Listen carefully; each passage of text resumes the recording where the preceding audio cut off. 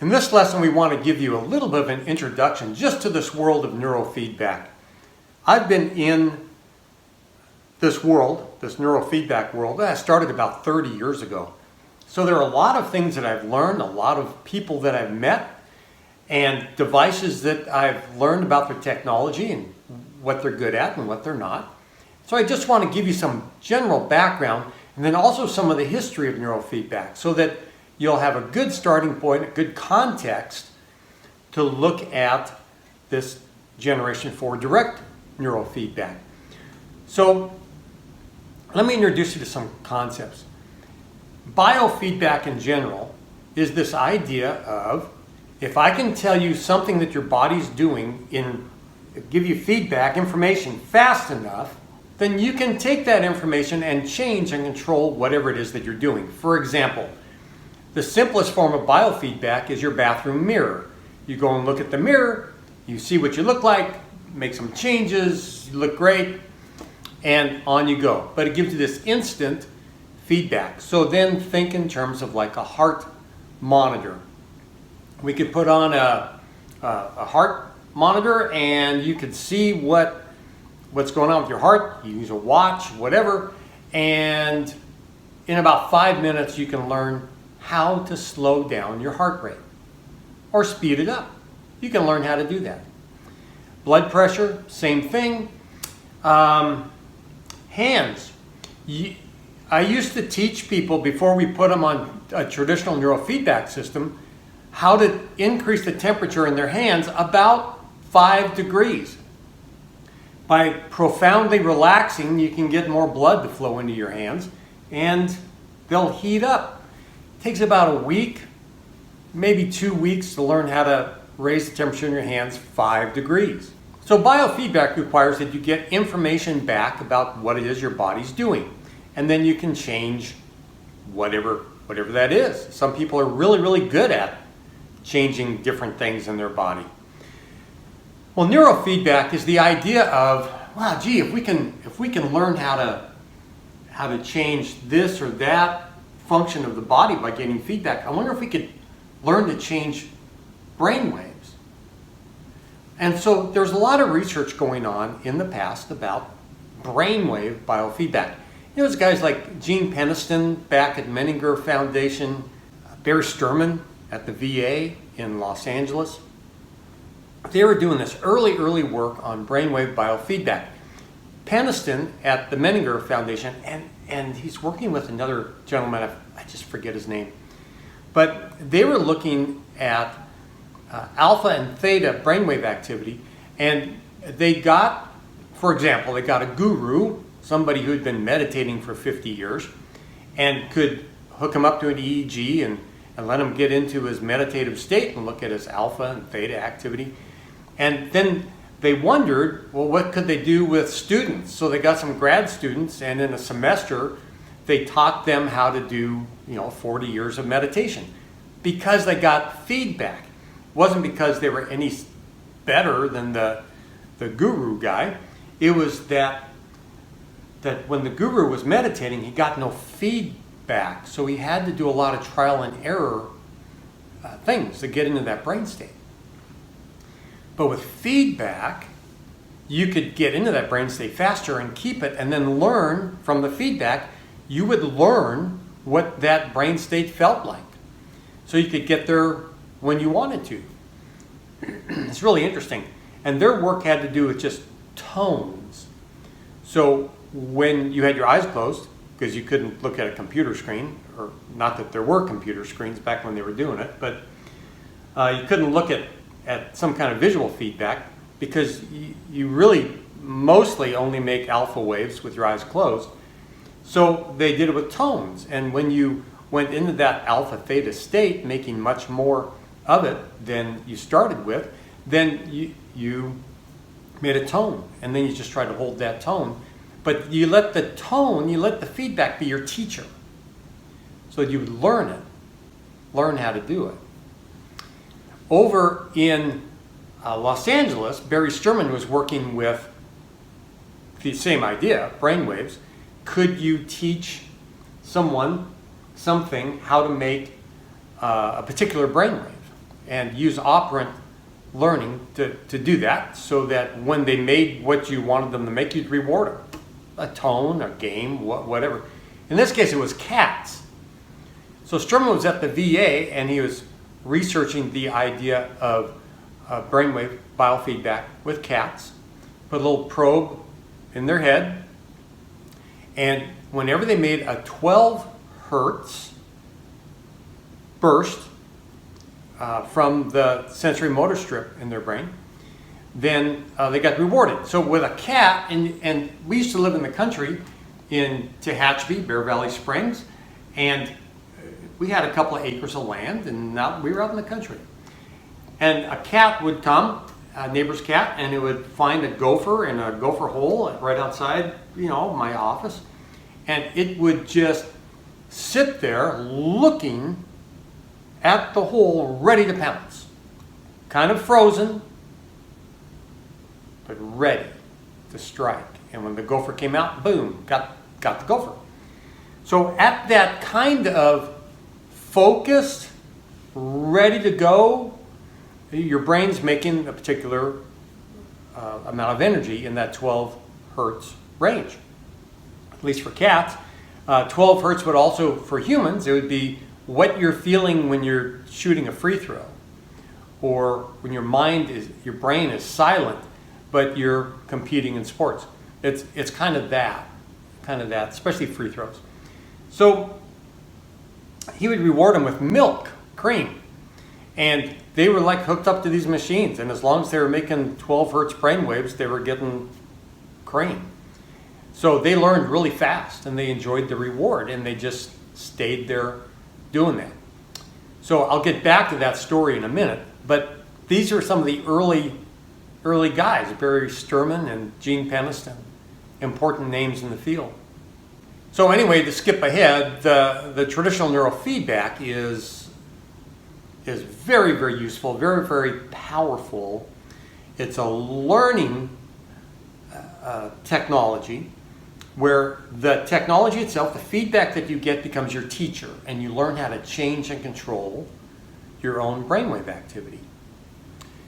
The second thing that I came across were sound and light machines. You can buy them on Amazon, and they will be glasses with little flickering LEDs in them, and headphones, and a little box. I've got two of them from 25 years ago, 30 years ago, around somewhere that I just don't have the plugs to charge them anymore. They're so old. But you would take the box, and it'd have a setting on it. You'd say, I want to go to sleep. And it would start flickering the glasses really fast and kind of entrain your brain at that speed, and then go slower, slower, slower, slower, slower. And the idea was you'd go to sleep. Or I want to be energized. And it would start slow, and then it would go faster, faster, faster, and energize you. So whatever. I look at them as kind of brain toys. They may be kind of effective in some way, but they're not something that you would use clinically. Although I used to use them in a waiting room when my clients were getting ready to come for a neurofeedback session, and it was just something to help them transition from what was earlier in the day to what's going to happen in the session with me. So I would use them like that. CES units. These are a different technology, but I want you to be aware of them. And so a CES unit, a cranial electrical stimulation device, it's one of our favorite technologies, and this is what it looks like new in the box. It's just this little box right here, pretty small, and runs on a 9-volt battery and some wires that you would connect with leads to your earlobes. You turn them on, and a very small 100 hertz signal of energy goes from one earlobe to the other right through the middle of the brain. They're FDA approved treatment devices for the treatment of anxiety, depression, and insomnia. That's what they're really good at, but they're really helpful with a couple other things as well. So we give them to all of our athletes because they bring about this sort of quiet, peaceful focus that the athletes can enjoy while they're preparing to compete or competing or after a game. So our baseball players, for example, tend to use them before a game when they're just rolling out. So it's, it's still easy an hour before the game, but they'll use it just when they got the big roller pad thing out there and they're just rolling out. And then, or stretching. And then after the game, when they want to go to sleep, it's great. It's great for that. Besides being FDA approved for the treatment of, think about that, anxiety, depression, and insomnia, they're about 80% effective with anxiety, generalized anxiety disorders. So it's a really powerful treatment program all by itself. In the video gaming world, they help so much with helping people to focus on the task at hand and make decisions about it, that there's one research paper with a great title wondering if they should be banned for use by professional video gamers. It improves the quality of their play so much. I thought that was pretty interesting. So anyway, we like them. All of our athletes have them, and they're available online. Calm Waves, we can distribute them for CES Ultra, but they're very, very, very good. So it's part of our life in this overview, this world of neurofeedback. Another one is called the Mendy. So Mendy is also a neurofeedback device, but a little bit different. So if you hear us talk about Mendys, they're from Mendy.io, not Mendy.com. They sell marijuana, but Mendy.io. They're out of Sweden, and it's a headband put on, and it uses near-infrared technology for the sensors. So it's not a brainwave biofeedback device. It is a blood flow biofeedback device. And what it monitors, what it looks at, gets a baseline of oxygenated blood in the front part of your brain. And then by using feedback, which is a game in this case, played on your iPhone with their app, you can, in 3 weeks, 4 weeks, 5 weeks, you can learn how to get more oxygenated blood into the front part of your brain whenever you want. So think about the people that you know who are on Adderall or Ritalin or something like that, that this Mendy, people can learn how to basically make their Ritalin or Adderall obsolete in about a month. 15 minutes a day, 20 minutes a day, then 3 times a week. And it's great for focus, concentration, reaction time improves, and so on. So where this comes from, back in the day, 30 years ago, 40 years ago, when people were looking at neurofeedback technologies, biofeedback from the neck up kind of technologies, Harold Tooman was at the LA Biofeedback Institute, and his work was on HEG neurofeedback or blood flow, oxygenated blood. But Harold's, in order to monitor that with the technology he had these great big thermometer sensors, the clunky things that would go in somebody's head. The feedback that he had from his monitoring devices were just things going up and down, and people were pretty bored with it. So while it was great in a university setting, it was great in a research setting, it wasn't that great clinically because the clients didn't want to keep coming back. It was boring. So it fell out of favor, and you can still see a lot of research on it. I mean, it's been around at least 40 years. So there's a lot of research from universities about blood flow neurofeedback and how it helps with a variety of things. It makes the brain healthier, it makes the brain perform better. Well, the guys from Mendy came along and they said, if we can just make this cool, we can run with that. We've got years and years and years of research behind it. We know it works. How do we do that? How do we make it cool? So near infrared technology can do that. So that's what the Mendy's all about. Like it. All of our athletes have one. We think it's a great great device for athletes as an adjunct and students as an adjunct to Generation 4 direct neurofeedback.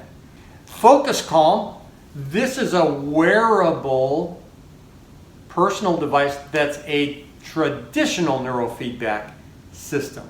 It helps with the whole focus, calm attention, some of those functions. So it's a type of traditional neurofeedback, personal, wearable. You can buy them online, and it just helps you to stay focused and calm when you're under pressure. So it doesn't train all of the things like Jonathan Cowan's system, we're going to talk about in just a minute, trains a lot of things like awareness, situational awareness, alertness, arousal levels, a lot of things that athletes need trained. This trains more on peaceful focus and calm under pressure. So that's the Focus Calm. So these are some of the tools that we used, we really love. Put them all together synergistically, and it creates a great program with great outcomes, great results. So Generation 4 direct neurofeedback technology, so where does it fit in? It comes from this. It's years ago, I was first introduced to it 28 years ago. A man named Len Oakes came along and said, I think we can marry some of these technologies together and get the same powerful, amazing outcomes faster. So that's part of the story here, is an introduction to Generation 4 direct neurofeedback. We'll do that in the next video.